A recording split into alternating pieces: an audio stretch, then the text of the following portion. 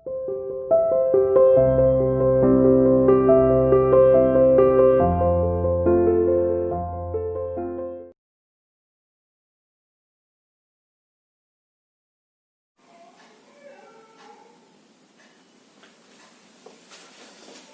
students, today we are going to revise the 12th chapter of science, that is friction. देखो बेटा, ये chapter वैसे हमने पहले कंप्लीट कर लिया है. आज हम इस चैप्टर को रिवाइज कर रहे हैं. तो थोड़ा सा बेसिक इंट्रोडक्शन करते हैं इसको. पहले हमने जो पहले टॉपिक रिवाइज किया था, पहले चैप्टर रिवाइज किया था, वो था हमारा फोर्स. कि जब भी हम किसी ऑब्जेक्ट के ऊपर फोर्स लगाते हैं, मीन्स अ पुश और pull on an object is called force. This is also the part of the 11th chapter कि जो friction है, it is also the types of force. पहले मैं कुछ एग्जांपल दे रहा हूँ, फिर उसके बाद मैं आपको इसको डिफाइन करूंगा. देखो, सपोज करो हम साइकिल चला रहे हैं, ठीक है. जैसे जैसे हम साइकिल की पेडलिंग कर रहे हैं, साइकिल चलती जा रही है. जैसे हमने पेडलिंग स्टॉप कर दी, मीन्स हमने पेडल मारने बंद कर दी, कुछ टाइम बाद हम क्या ऑब्जर्व करते हैं कि साइकिल की जो स्पीड है वो क्या होती जा रही है, कम होती जा रही है. और एक टाइम ऐसा भी आएगा कि साइकिल क्या होगी, रुक जाएगी, है ना. सेम आपने किसी बॉल को किक किया, जैसे आपने बॉल को किक किया, किक करते के साथ आपने क्या देखा कि बॉल स्पीड से जा रही है, और कुछ टाइम बाद बॉल की स्पीड बिल्कुल कम होती चली गई और एक पॉइंट पर बॉल रुक जाएगी. These are the general observations which we observe in our day to day life. अब ऐसा कौन सा फोर्स है, ऐसी क्या चीज है जो उस ऑब्जेक्ट के मोशन को रोक रही है? This is the friction. Friction को हिंदी में बोलते हैं घर्षण. Means the force which always act opposite to the direction of motion of one object which moves over the another object in contact with each other. कि जब कोई एक object, suppose करो ये एक ऑब्जेक्ट है, ये दूसरे ऑब्जेक्ट के ऊपर क्या कर रहा है, मूव कर रहा है, तो एक टाइम ऐसा आता है कि इसकी स्पीड कंटिन्यूसली क्या होती जा रही है, स्लो होती जा रही है, क्योंकि ये ऑब्जेक्ट इसके ऊपर कहां लगा रहा है, अपोजिट डायरेक्शन से फोर्स लगा रहा है. तो ये जो अपोजिट डायरेक्शन से फोर्स लगता है, इस फोर्स को क्या बोलते हैं बेटा, force of friction. It always act in the opposite to the direction of motion. Means जिस डायरेक्शन के अंदर कोई ऑब्जेक्ट मूव करता है, फोर्स ऑफ फ्रिक्शन हमेशा कहां अप्लाई होता है, उसके अपोजिट डायरेक्शन में. Is it clear? सो एक पॉइंट जो मेन कंक्लूजन निकल के आता है वो क्या आता है कि क्या फोर्स ऑफ फ्रिक्शन किसी ऑब्जेक्ट की स्पीड को इंक्रीज कर सकता है? No, it will never increase the speed of an object, but definitely it will decrease the speed of that object. वो उस ऑब्जेक्ट की स्पीड को क्या कर सकता है बेटा, कम कर सकता है. क्लियर हुआ? So friction is the force which always acts opposite to the direction of motion of an object which is moved over the another object. अब सबसे बड़ी चीज इसके अंदर आती है कि direction of force of friction. कि फोर्स ऑफ फ्रिक्शन की डायरेक्शन क्या होती है, तो वो आपको याद रखनी है कि जो फोर्स ऑफ फ्रिक्शन होता है, it always acts opposite to the direction of motion. अब टॉपिक लेते हैं इसके अंदर कॉजेज ऑफ फ्रिक्शन. कि भाई फ्रिक्शन का कारण क्या है, क्यों ऑब्जेक्ट दूसरे ऑब्जेक्ट के ऊपर फोर्स लगाता है, वो ऑब्जेक्ट दूसरे ऑब्जेक्ट का जो मोशन है, स्पीड है, उसको कम क्यों कर रहे हैं. What are the main reason behind the force of friction. Force of friction के पीछे का मेन रीजन क्या है? तो देखो, अगर हम बात करें, हर सरफेस पर कुछ ना कुछ इरेगुलरिटीज प्रेजेंट होती है बेटा, जिसको हम सिंपली बोल सकते हैं रफनेस.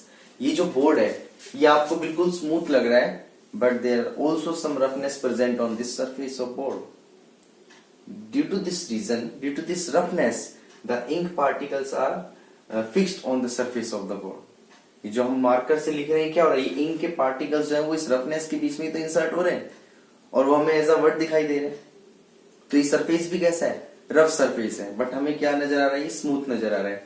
तो कुछ पार्टिकल्स, कुछ सरफेसेस ऐसे होते हैं जिनकी रफनेस बहुत ज्यादा होती है, उसको हम इजीली ऑब्जर्व कर सकते हैं. जैसे अगर हम बात करें सैंड पेपर, सैंड पेपर किसको बोलते हैं, रेगमार को.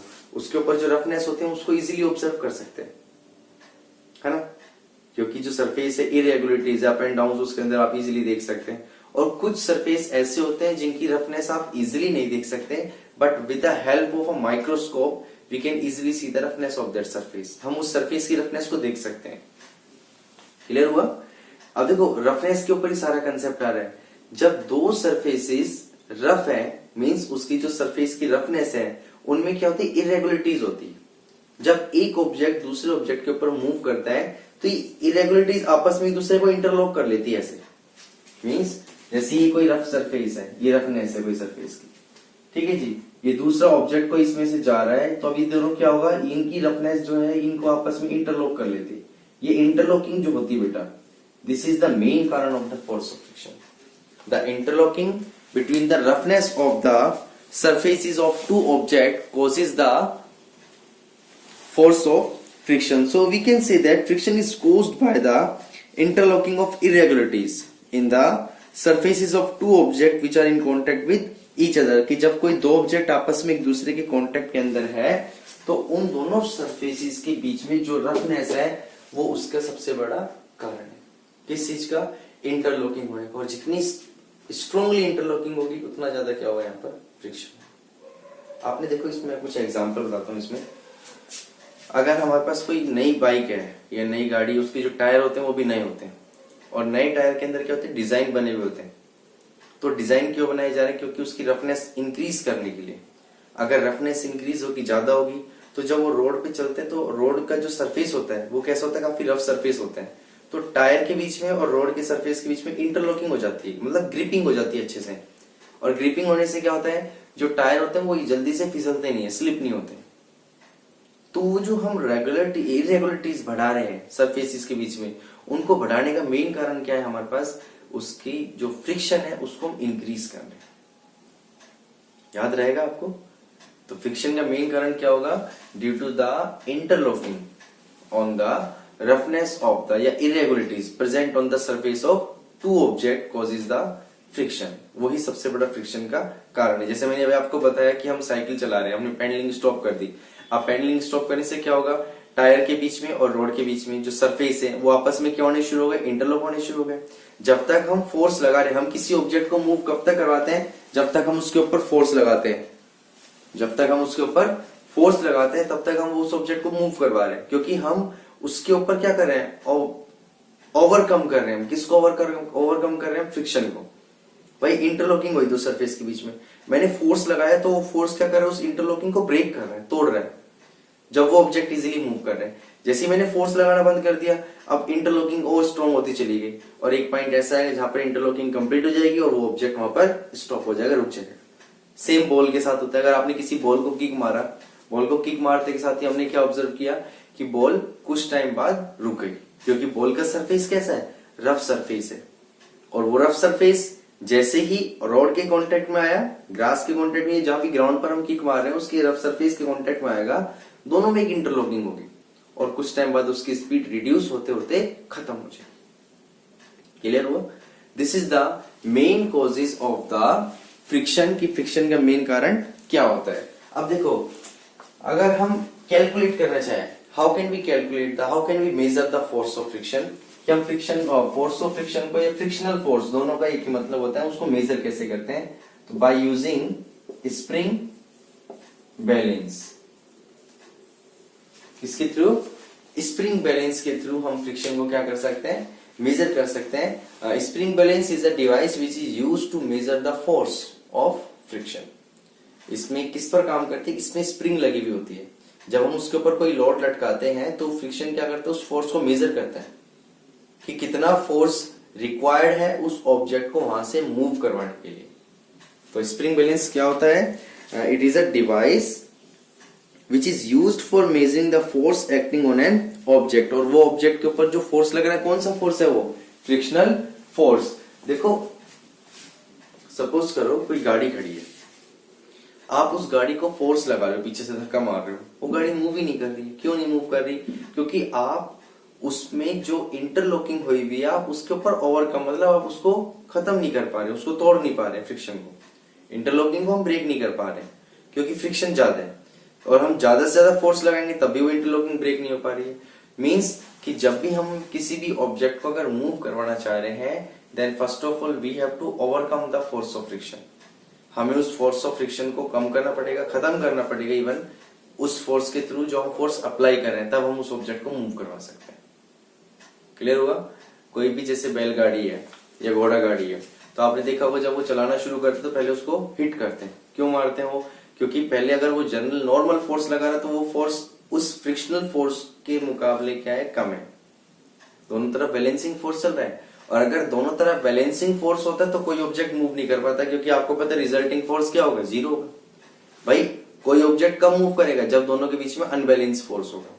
तो अनबैलेंस फोर्स मींस हम फ्रिक्शनल फोर्स के ऊपर ओवरकम का मतलब क्या था, फ्रिक्शनल फोर्स से ज्यादा फोर्स हम लगा रहे हैं उसके, तब जाके हम उसके ऊपर मूव कर सकते हैं। तो फ्रिक्शनल फोर्स को मेजर करने के लिए जो हम इंस्ट्रूमेंट यूज करते हैं, डिवाइस यूज करते हैं, उसको क्या बोलते हैं बेटा, स्प्रिंग बैलेंस। स्प्रिंग बैलेंस से हम किसी भी ऑब्जेक्ट का force as well as weight हम उसको मेजर कर सकते हैं।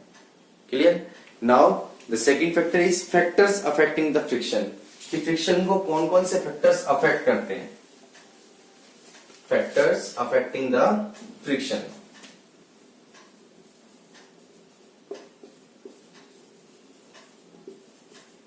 factors affecting the friction.